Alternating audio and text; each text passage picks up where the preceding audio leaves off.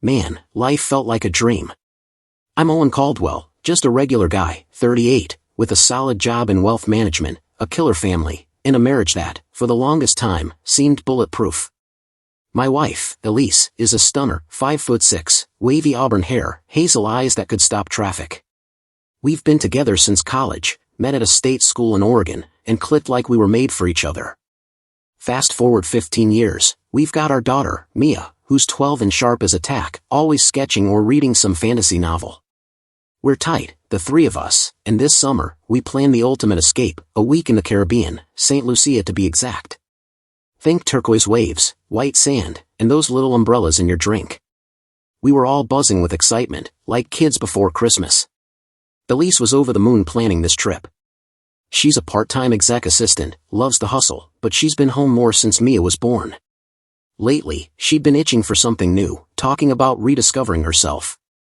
I got it, parenting's a grind, and we all need a spark sometimes. So, I surprised her with this vacation. Booked a villa right on the beach, complete with a private pool and a view that screamed paradise. Mia was already planning her snorkeling adventures, and I was just stoked to see Elise relax, maybe sneak in some alone time under the stars. We hadn't had a real getaway in years, not since Mia was little. This was gonna be our reset, our chance to just be us again. The flight down was smooth, Mia glued to her sketch pad, Elise flipping through a travel mag, pointing out restaurants she wanted to try. "Owen, look at this place, fresh lobster, open-air dining," she said, her eyes sparkling. I grinned, squeezing her hand. "Whatever you want, babe." The vibe was perfect. We landed in St. Lucia, the air warm and sticky, smelling like salt and flowers. Our villa was even better than the pictures, sprawling, with huge windows and a deck that felt like it was floating over the ocean. Mia sprinted to the pool, cannonballing in before we'd even unpacked. Elise laughed, that deep, real laugh I fell for years ago, and wrapped her arms around me. "This is gonna be amazing," she whispered. I believed her. That first night, we hit a beachside bar, just the three of us. Mia sipped a virgin pina colada, acting all grown up, while Elise and I shared a rum punch that packed a sneaky punch. The music was some local reggae band, and Elise was swaying, barefoot in the sand, her sundress catching the breeze. I couldn't stop staring. She caught me, smirked, and pulled me up to dance. Mia groaned, "Dad, you're embarrassing," but she was giggling.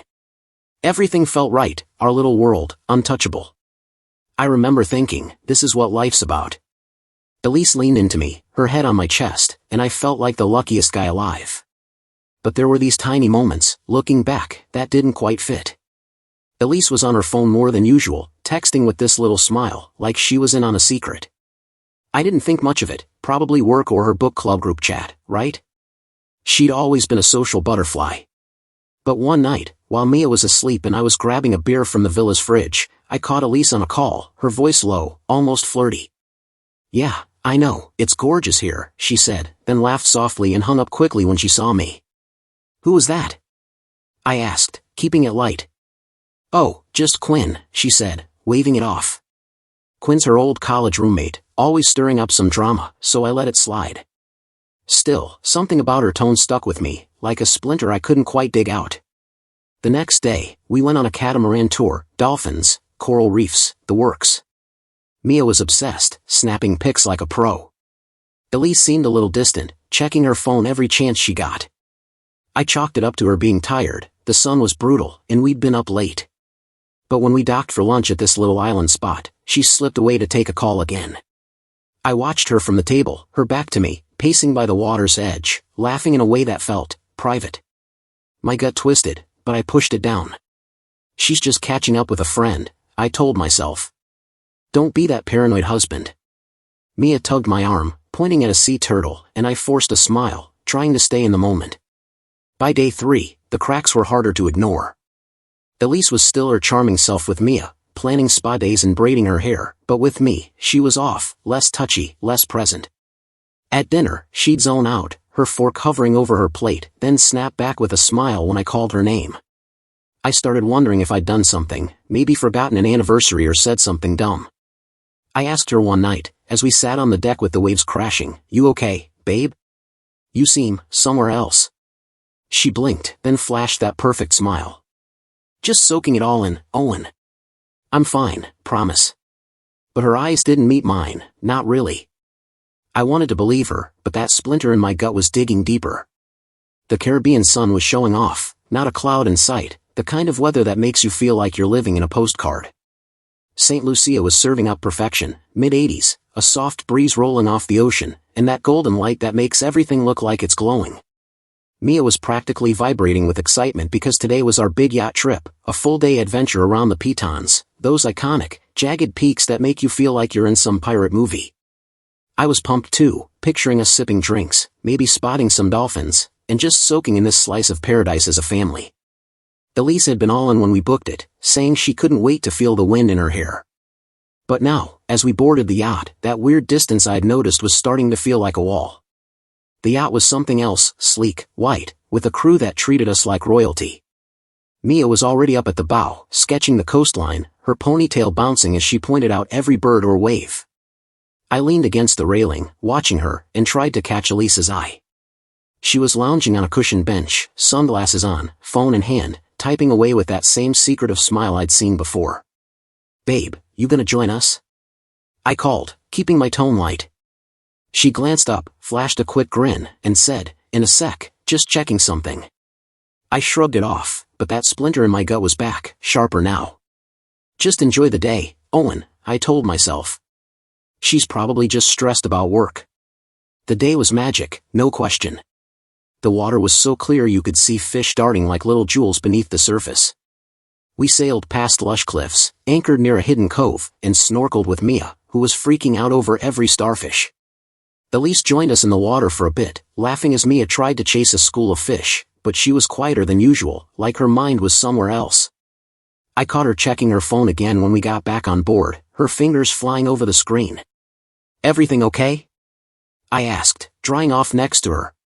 "Yeah, fine," she said, too quick, tucking the phone away like it was evidence. I wanted to push, but Mia was calling me to check out a sea urchin, so I let it go. Dinner on the yacht was next level, fresh mahi-mahi, mango salsa, and some rum cocktail that made me feel like I could live on this boat forever. The sun was setting, painting the sky in pinks and oranges, and Mia was chattering about how she wanted to be a marine biologist now. I was grinning, feeling like maybe this trip was pulling us back together, when Elise set her fork down and cleared her throat. "Guys, I've got something to say," she started, her voice weirdly formal. Mia looked up, mid-bite, and I leaned back, curious but not worried yet. "Something came up at work," she said, eyes flicking to her plate. "Roger needs me back in the office. I'm gonna have to cut the trip short and fly out tomorrow." The words hit like a rogue wave. Mia's face crumpled. "What? Mom, we're only 3 days in. You can't leave." Her voice cracked, and I saw her eyes well up, which gutted me. I just stared at Elise, my brain scrambling to catch up. "Tomorrow?" I said, trying to keep my voice steady. "What's so urgent that it can't wait 4 days?" Elise sighed, like she'd rehearsed this. "It's a big client thing. Roger's freaking out, says I'm the only one who can handle it. I don't have a choice." Her tone was firm, but she wouldn't meet my eyes, just kept pushing food around her plate. Mia wasn't having it. "That's not fair. This is our vacation. Dad, tell her she can't go." She looked at me, pleading, and I felt my chest tighten. I wanted to back her up, but I was too thrown to know what to say. "Elise," I said, low, "can't Roger get someone else? You've been talking about this trip for months." She shook her head, finally looking at me, but her eyes were guarded. "I wish, Owen, but it's my job. You know how it is." "Do I?" I thought. She'd been part-time forever, and Roger, her 65-year-old, saintly boss, had never pulled something like this. My gut was screaming that this wasn't about work, but I didn't want to blow up in front of Mia. Mia shoved her plate away, tears spilling now. "This sucks," she muttered, storming off to the yacht's lower deck. I started to go after her, but Elise grabbed my arm. "Let her cool off," she said softly. I pulled away, not liking how her touch felt wrong all of a sudden. "Elise, what's really going on?" I asked, my voice sharper than I meant. "You've been glued to your phone, sneaking calls, and now you're bailing on our family trip? Talk to me." Her face tightened, and for a second, I thought she'd crack, spill whatever was eating at her. But she just shook her head. It's work, Owen. Don't make it a thing. Then she got up and walked to the railing, staring out at the water like it held all the answers. I sat there, the perfect sunset mocking me. The crew started clearing plates, acting like they hadn't heard the tension, but I could feel their glances. I was pissed, confused, and starting to feel like an idiot for not seeing this coming. Elise had always been the planner, the one who made our life work, but now she was shutting me out. I went down to check on Mia, who was curled up in a cabin, sketching angrily. I hate this, she whispered. Why's Mom being so weird? I hugged her, no good answers. We'll figure it out, kiddo, I said, but my voice sounded hollow even to me. Back on deck, Elise was on her phone again, typing furiously, and I felt that splinter in my gut turn into a full-on knife. The morning after Elise dropped her work bombshell, she woke up like a different person, sweet, attentive, almost too perfect. The sun was still blazing, St. Lucia's beaches sparkling like they were trying to cheer us up. I was making coffee in the villa's kitchen, still stewing from last night, when Elise slipped her arms around me from behind, her chin resting on my shoulder. Morning, handsome, she murmured, her voice all honey. I froze, caught off guard. She hadn't been this warm in days, maybe weeks. She spun me around, planted a soft kiss on my lips, and smiled that smile that used to make me weak. I'm so sorry about this, Owen. I hate leaving you and Mia. Her hazel eyes were wide, earnest, like she was begging me to believe her. Mia shuffled in, still pouting from last night, her sketch pad tucked under her arm. Elise swooped over, kneeling to hug her tight. My sweet girl, she said, brushing Mia's hair back. I promise I'll make this up to you. How about we hit that ice cream place by the beach before I go? Just us three? Mia's face softened, but her eyes were still weary. Okay, she mumbled, and Elise lit up, clapping her hands like everything was fixed. She was in full-on mom mode, packing Mia's beach bag, joking about how she'd sneak some coconut ice cream back for us. It was the Elise I fell in love with, charming, all in, making the world feel right again. But something about it felt staged, like she was playing a part to smooth over the cracks. We spent the morning at the beach, Elise laughing and splashing with Mia in the shallows, building a sandcastle that was more sand lump than castle. She kept pulling me into the fun, grabbing my hand, teasing me about my terrible surfing stance. For a couple of hours, it felt like we were us again, the family from those early vacation days. But every time she checked her phone, quick, sneaky glances when she thought I wasn't looking, that knife in my gut twisted deeper. She'd giggle at a text, type something back, then toss the phone in her bag like it was nothing. I wanted to grab it, demanding to know who was on the other end, but Mia was right there, and I wasn't about to ruin her day. At the ice cream shop, Elise was all smiles, snapping selfies with Mia, even roping me into one. Look at my favorite people, she said, posting it to Instagram with some cheesy captions about paradise. I forced a grin, but my mind was racing. If this is all so perfect, why are you bailing? I kept my cool, though, for Mia's sake. When we got back to the villa, Elise started packing, still playing the doting wife, folding clothes while humming.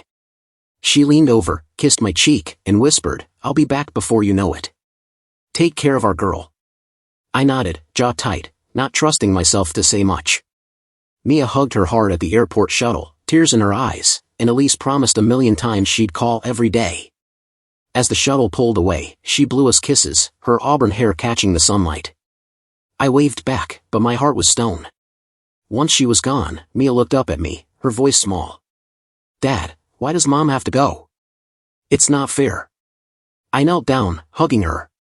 I know, kiddo. Sometimes work stuff happens. But you and me? We're gonna make this the best vacation ever. She nodded, but her eyes were still sad. I was furious, not just at Elise but at myself for buying her act all morning. That sweetness, those kisses, it wasn't love, it was a performance to keep us quiet.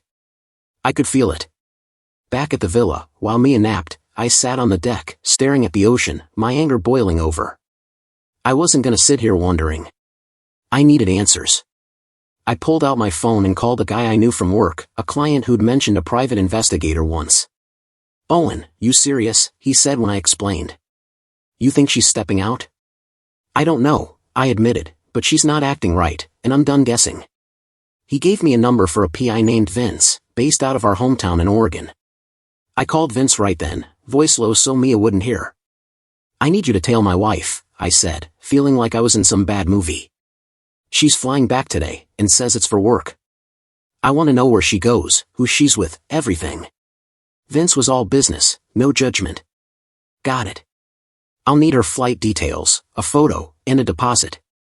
You'll have a report in 48 hours. I sent him everything, my hands shaking as I hit send on Elise's picture. It felt like betrayal, but what choice did I have? I decided right then, Mia and I were staying in St. Lucia. No way was I cutting our trip short to chase Elise's lies. Mia deserved a real vacation, and I needed time to think, to figure out what the hell was happening to my family. When Mia woke up, I told her, "Hey, kiddo, it's you and me for the rest of the week. We're gonna snorkel, hike, eat way too much ice cream. Deal?" Her face lit up, and she threw her arms around me. Deal. That night, we grilled fish at the villa, played cards, and watched the stars from the deck. Mia fell asleep on my shoulder, and for a moment, I felt like I could hold it together. But deep down, I was raging, imagining Elise landing back home, maybe meeting someone, maybe laughing at how she'd played me. Vince better come through, because I wasn't letting this go. The Caribbean sun kept delivering, each day in St. Lucia more stunning than the last, clear skies, gentle waves, and a breeze that carried the scent of salt and hibiscus. Mia and I were making the most of it, hitting the beach, exploring rainforests, and devouring every tropical fruit we could get our hands on. She was starting to smile more, her sketches filling up with colorful fish and palm trees, but I could tell she missed her mom. I was trying to keep things light for her, cracking dumb jokes and planning adventures, but inside, I was a mess. Every time my phone buzzed, I braced myself, half expecting bad news. And then, on day 5 of our trip, it came. We were back at the villa after a morning of kayaking, Mia sprawled on the couch with her sketchpad, when my phone lit up with Elise's name. I stepped out onto the deck, the ocean glittering like it was mocking my mood. "Hey," I answered, keeping my voice neutral. Elise's tone was all apologies, soft and syrupy, like she was trying to cushion a blow. "Owen, I'm so sorry," she started, and my stomach sank. "I can't come back to St. Lucia. Work's a nightmare. Roger's got me tied up with this client, and I can't get away. I feel awful, I swear." I gripped the railing, my knuckles white. "Are you kidding me, Elise?" I said, my voice low but shaking. "You're bailing on our family vacation completely? For what, your part-time gig that barely pays the bills?" She sighed, like I was being unreasonable. "It's not just a gig, Owen. This is a big deal for Roger. If I don't step up, it could cost me my job." I laughed, sharp and bitter. "Your job? You make peanuts, Elise. You're telling me you can't tell Roger to shove it for 4 days to be with your daughter? With me?" There was a pause, and I could almost see her fidgeting, that nervous habit she had of twisting her hair. "It's not that simple," she said, her voice tighter now. "I'll make it up to you both, I promise. How's Mia doing?" "Don't change the subject," I snapped.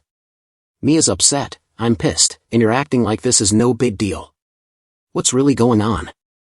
Another pause, longer this time. "Nothing's going on," she said, too quick. "I just need to handle this. I'll call tomorrow, okay?" She hung up before I could push harder. I stood there, staring at the phone, fury boiling in my chest. Peanuts. That's what her job paid compared to mine, and yet she was choosing it over us. Over Mia, who'd cried herself to sleep last night, asking why Mom didn't want to be here. I wanted to call her back, scream that she was tearing us apart, but I didn't. Instead, I texted Vince, the PI. "Anything yet?" I typed, my fingers shaking. His reply came fast, "Working on it. Got eyes on her. Update tomorrow." I shoved the phone in my pocket and went back inside, forcing a smile for Mia. "Mom says hi," I lied. "She's stuck at work, but we're gonna keep the party going, right?" Mia nodded, but her eyes were glassy, and I felt like the world's worst dad for not having answers. The next day, while Mia was at a kids' art class I'd signed her up for, Vince called. His voice was calm, professional, but there was an edge to it. "Owen, I've got something. You sitting down?" My heart pounded. "Just tell me," I said, bracing myself. He laid it out, every word like a punch. Elise landed back in Oregon and went straight to a hotel downtown, not her office, not Roger's credit union. A high-end place, the kind where rooms cost more than her monthly paycheck. Vince tailed her, saw her meet a guy in the lobby. Late 30s, sharp suit, looked like money, Vince said. They hugged, lingered a bit too long. She was dressed to kill, black dress, heels, hair done up like she was going to a gala. They had drinks at the bar, then went up to a room together. I've got photos, timestamps, and the works. Sending now. My phone pinged, and there it was, Elise, looking like $1,000,000, chic and sexy in a tight black dress that hugged every curve. She was smiling, leaning close to some guy with slick back hair and a smug grin. They were at the hotel bar, her hand on his arm, then another shot of them heading to the elevator, his hand low on her back. I felt sick, like the air had been sucked out of the room. You sure it's not just a client? I asked, my voice hoarse, clinging to a shred of hope. Vince didn't sugarcoat it. Owen, I've seen client meetings. This wasn't that. They were cozy, real cozy. I can dig deeper, but this looks bad. I told him to keep going, to get every detail he could, then hung up, my hands trembling so bad I could barely hold the phone. I sat on the villa's deck, staring at the photos, my anger mixing with a raw, aching hurt. Elise wasn't just lying about work, she was cheating, meeting some guy in a hotel, looking like she was living her best life while Mia and I were here, trying to hold it together. I thought about her sweet act yesterday, the hugs, the kisses, all that fake affection to keep us from asking questions. It was a ploy, a damn performance, and I'd fallen for it. I wanted to fly home, kick down that hotel door, and confront her right there, but Mia needed me here.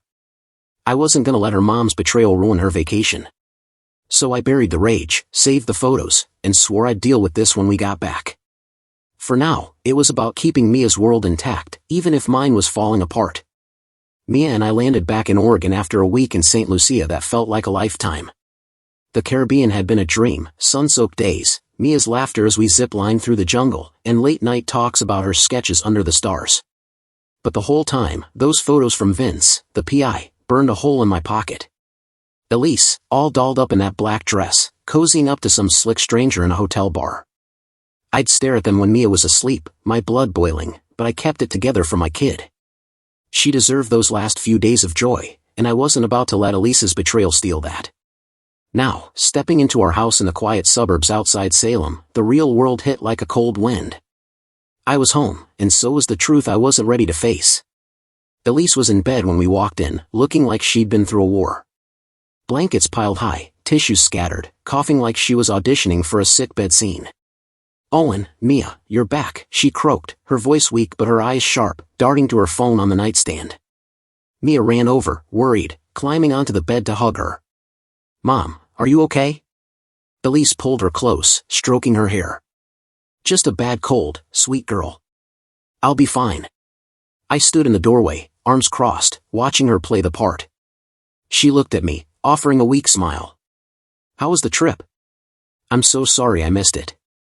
Her hand slid to her phone, clutching it like a lifeline. That splinter in my gut was a full-blown blade now. I didn't let on that I knew. Not yet. The trip was great, I said, my voice flat but civil. Mia had a blast. Right, kiddo? Mia nodded, still snuggled against Elise, but her eyes flicked to me, sensing the tension. I kept my face neutral, like I was just tired from the flight. Inside, I was screaming. Every cough, every poor me look, felt like another lie.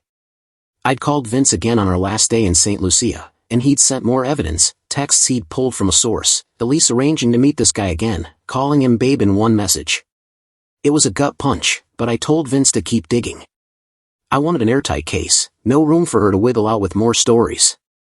That afternoon, while Elise rested, I slipped into my home office and made another call, this time to a divorce lawyer, Carla, recommended by a buddy at work. She was sharp, no nonsense, and didn't flinch when I laid out the situation. Owen, if you've got evidence like you say, you're in a strong position, she said.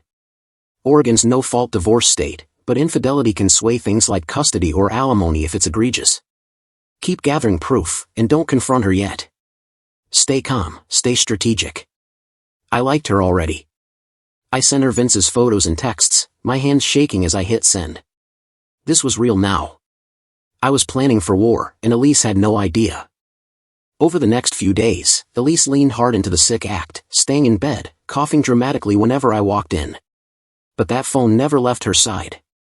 She'd text under the covers, thinking I didn't notice, or step into the bathroom for private calls that she claimed were work. I played along, bringing her soup, asking how she felt, all while my anger simmered. Mia was confused, tiptoeing around her mom, asking me quietly, "Is Mom really sick, Dad?" I hugged her and said, "She's just resting, kiddo. Don't worry." But I was done pretending everything was fine. Elise's job, her excuse for ditching our trip, for all of this, was a lie, and I wasn't letting her hide behind it anymore. Friday night, after Mia was asleep, I walked into our bedroom, where Elise was propped up with pillows, scrolling her phone, coughing for effect. I sat on the edge of the bed, my voice low but firm. "Elise, we need to talk." She looked up, startled, setting the phone face down like she'd been caught. "About what?" she asked, her tone too sweet. I took a deep breath, keeping my cards close. "Your job. It's tearing this family apart.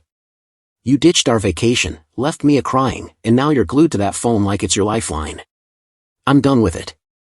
You need to quit. Now." Her eyes widened, and for a second, I saw panic. "Quit? Owen, that's crazy. It's my career. You know how important it is to me." I leaned in, my stare hard. "More important than Mia? Than us? You're barely here, even when you're in this house. Quit, or we're gonna have bigger problems." She coughed again, weaker this time, like the act was slipping. "I can't just quit, Owen. Roger needs me. This client, enough." I cut her off, my voice sharp enough to make her flinch. "I'm not asking, Elise. I'm telling you. Figure it out by Monday, or I'll figure it out for you." I stood and walked out, leaving her staring after me. My heart was pounding, not just from anger but from the weight of what I was holding back. Those photos, those texts, they were burning a hole in me, but I wasn't ready to show my hand. Not until Vince had more, not until Carla said it was time. Elise thought she could play me, but I was done being the fool. For now, I'd keep up the act, but the clock was ticking. The weekend after my ultimatum was a tightrope walk. Elise was out of bed by Saturday, her sickness magically gone, moving around the house like nothing had happened. She was all smiles with Mia, helping her with a school project, but with me, she was ice, short answers, no eye contact. I kept my cool, sticking to my plan, play dumb, let Vince the PI do his job, and wait for Carla, my lawyer, to greenlight the next move. Mia sensed the tension, asking, "Why's Mom acting weird again?" I brushed it off, but my gut was churning. I knew a storm was coming, and by Sunday night, it hit. We were in the kitchen, Mia upstairs doing homework, when Elise slammed a coffee mug on the counter, her hazel eyes blazing. "You don't get to tell me where I can work, Owen," she snapped, her voice sharp enough to cut glass. I leaned against the fridge, arms crossed, keeping my tone even. "I'm not telling you where to work. I'm saying your job's killing this family. You ditched our vacation, you're glued to your phone, and Mia's hurting. Quit, or we're done." Her face twisted, like I'd slapped her. "Done? You're threatening me now? I've given everything to this family, and you're acting like I'm the bad guy for having a career." I laughed, cold and bitter. "A career? You're part-time, Elise, and you're acting like you're saving the world. What's so important that you can't put us first?" She stepped closer, jabbing a finger at me. "You don't get it, do you? I need something for me, Owen. I'm not just your wife or Mia's mom. I'm suffocating here, and you're too busy playing perfect husband to notice." Her voice cracked, but there was no guilt in it, just defiance. I wanted to throw the photos in her face, scream that I knew about her hotel rendezvous, but I held back. "Fine," I said, low and hard. "If you're so suffocated, go. But don't pretend this is about your job." Her eyes widened, then narrowed. Without another word, she stormed upstairs. I heard drawers slamming, zippers zipping. 20 minutes later, she was at the front door with a suitcase, Mia trailing her, confused. "Mom, where are you going?" Elise knelt, hugging her. "Just to Grandma's for a bit, sweet girl. I'll call you." She shot me a glare, then walked out, the door slamming like a gunshot. Mia ran to me, tears streaming. "Why's Mom leaving, Dad?" I hugged her tight, my heart breaking. "She's just upset, kiddo. We'll figure it out."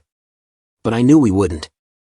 Elise's blow-up wasn't about her job, it was about guilt, about covering her tracks. I called Vince that night. "She's headed to her mom's," I said. "Keep following her." He confirmed he was on it, and by Monday afternoon, he had more. Elise didn't stay at her mom's for long. She was back at that downtown hotel bar, same guy, sharp suit, smug grin. Vince sent new photos, Elise in a sleek red dress, laughing, her hand on his arm, then heading to the elevator again. "Same room as before," Vince said. "I've got audio too," she called him Evan, said she missed him. I thanked him, my voice numb, and forwarded everything to Carla. Tuesday morning, I met Carla at her office. She scanned the evidence, nodding. "This is solid, Owen. Infidelity, documented, with a pattern. You want a file now?" I exhaled, the weight of it crushing me. "Yeah.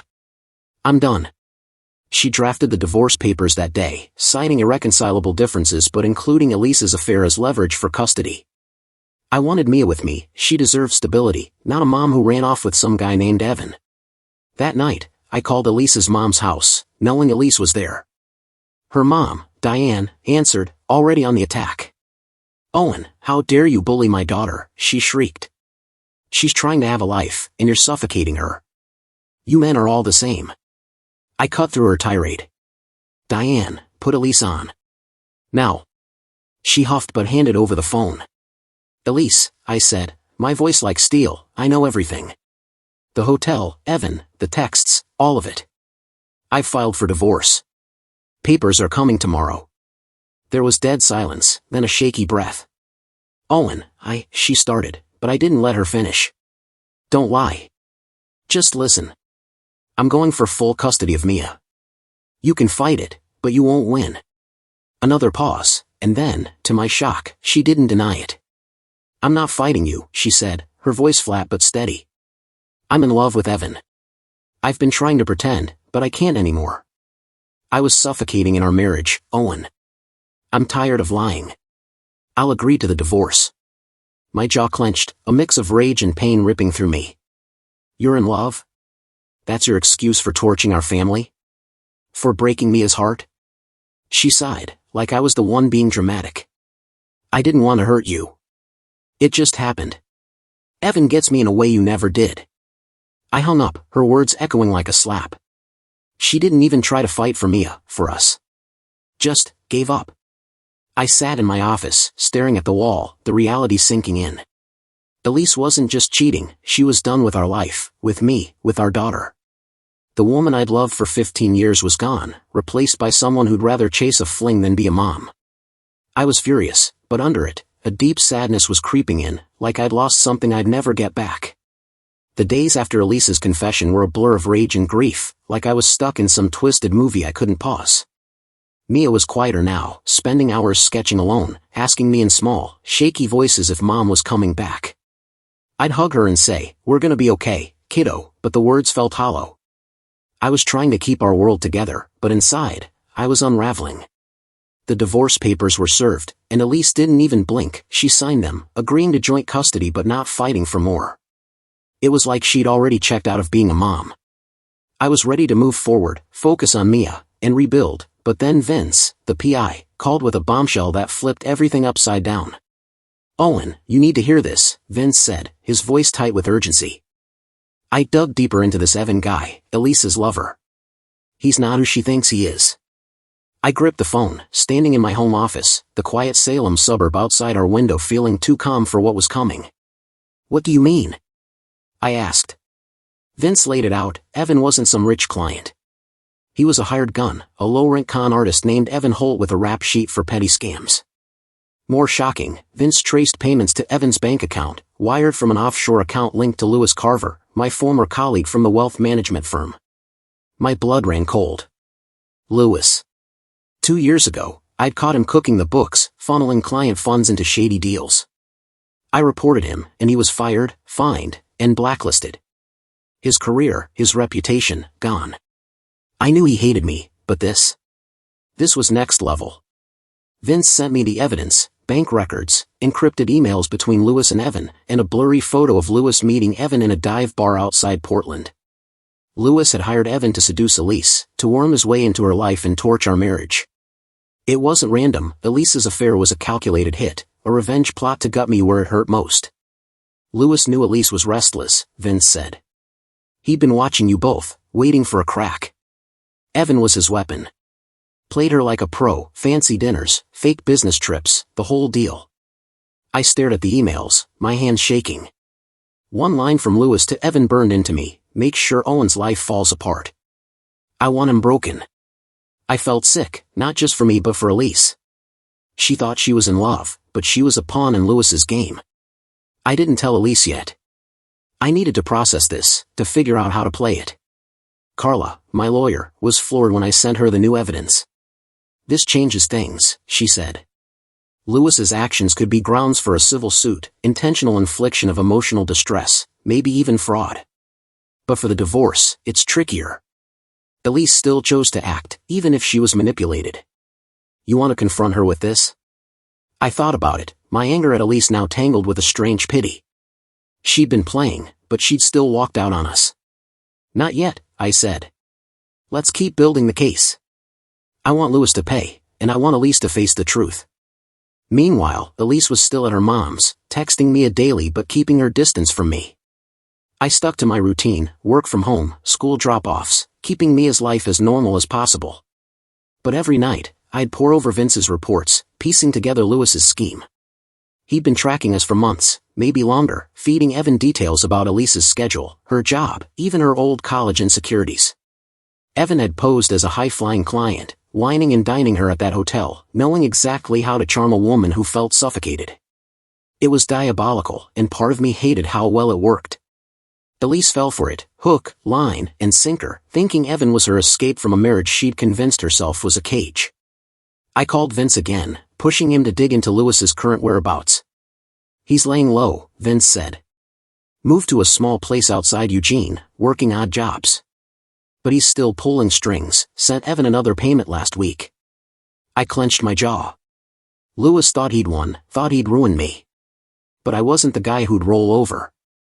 I told Carla to start drafting a civil suit against Louis, something to hit him where it hurt, his wallet, his freedom. As for Elise, I decided it was time. I texted her, we need to talk. Tomorrow, 6 p.m., our house. Bring your mom if you want. This is bigger than you think. She replied with a simple okay, no questions, no fight. That scared me more than her anger would have. The next night, Elise showed up alone, looking nervous but defiant, her auburn hair pulled back, no trace of the chic dresses she'd worn for Evan. Mia was at a friend's, so it was just us in the living room. I didn't waste time. Elise, I know about Evan, I said, my voice steady. I know he's not a client. I know he's a hired con, paid by Louis Carver to seduce you and destroy our family. Her face went pale, her mouth opening, then closing. I slid a folder across the coffee table, Vince's evidence, photos, emails, bank records. Louis set this up because I got him fired 2 years ago for securities fraud. You were his revenge. She stared at the papers, her hands trembling as she flipped through them. This can't be true, she whispered, but her voice broke.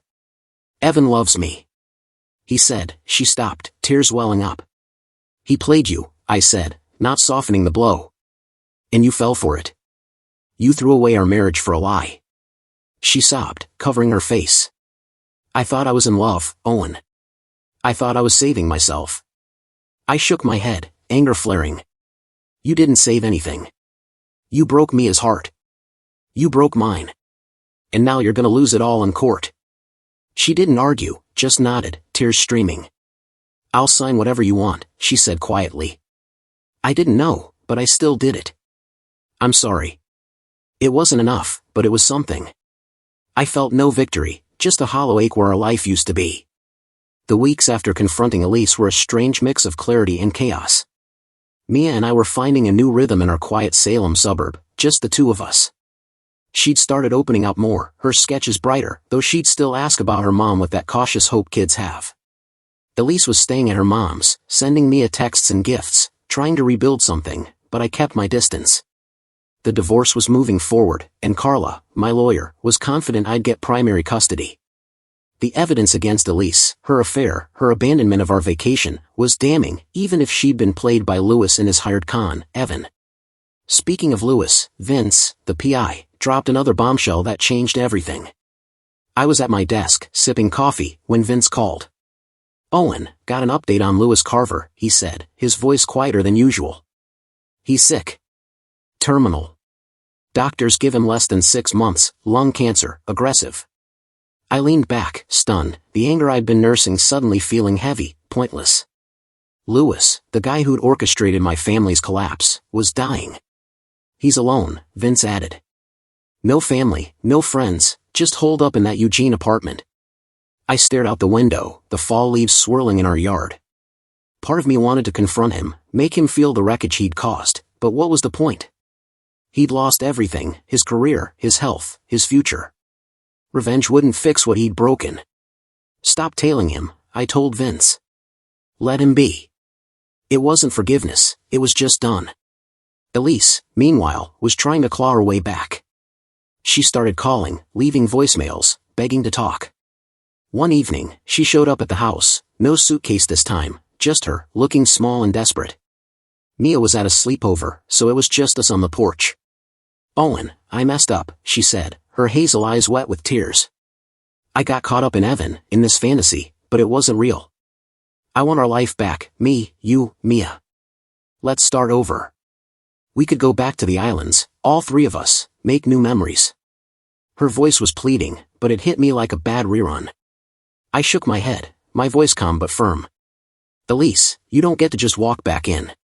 You chose Evan, chose to leave us. I can't trust you, and Mia deserves better than a mom who bails when things get tough." She flinched, tears spilling, but I didn't budge. "We're done. Focus on being a mom to Mia, not a wife to me." I'd been thinking about moving on, not just for me but for Mia, a fresh start. There was this woman, Lena, a friend from college who'd stayed in touch over the years. She was a photographer, lived in Portland, always had this warm, grounded vibe. We'd reconnected at a work event a month ago, and her laugh, her easy way of seeing through life's noise, stuck with me. I called her, heart pounding, and asked her out. "Took you long enough, Owen," she teased, and just like that, we had a date planned for Friday at a quiet wine bar in Portland. When I told Elise about it, because Mia would tell her anyway, she lost it. "You're dating? Already?" she shouted over the phone. "You can't do this to us." I cut her off. "There is no us, Elise. You made that clear." She tried calling Lena, leaving voicemails begging her to back off, even showed up at the wine bar that night, hovering outside like a ghost. Lena just laughed it off, squeezed my hand, and said, "She's got no claim on you, Owen. Let's enjoy this." Elise left, defeated, and I felt a weight lift. A week later, I had an idea. Mia needed joy, and so did I. I booked a trip to the Dominican Republic, just me, Mia, and Lena. No ghosts of Elise, no memories of St. Lucia. Lena was thrilled, already planning to shoot photos of the beaches, and Mia was over the moon about traveling with Dad's cool friend. We landed in Punta Cana, the sun blazing, the air thick with salt and freedom. Mia ran straight for the waves, laughing, while Lena and I sat up on the beach, her camera clicking. That night, we ate fresh fish under string lights, Mia chattering about dolphins, Lena teasing me about my sunburn. For the first time in months, I felt light, like I could breathe. Looking back, the betrayal gutted me. Elise's affair, Louis's revenge, it was a storm I didn't see coming. But it taught me something: you can't control what others do, only how you rebuild. I learned to let go of the anger, to stop chasing ghosts. Mia's my priority, and I'm showing her what strength looks like. As for advice? If you're in this mess, don't let betrayal define you. Get the truth, protect what matters, and move forward, even if it's one shaky step at a time. Lena's hand in mine, Mia's laughter in the distance, that's my future now, and I'm not looking back.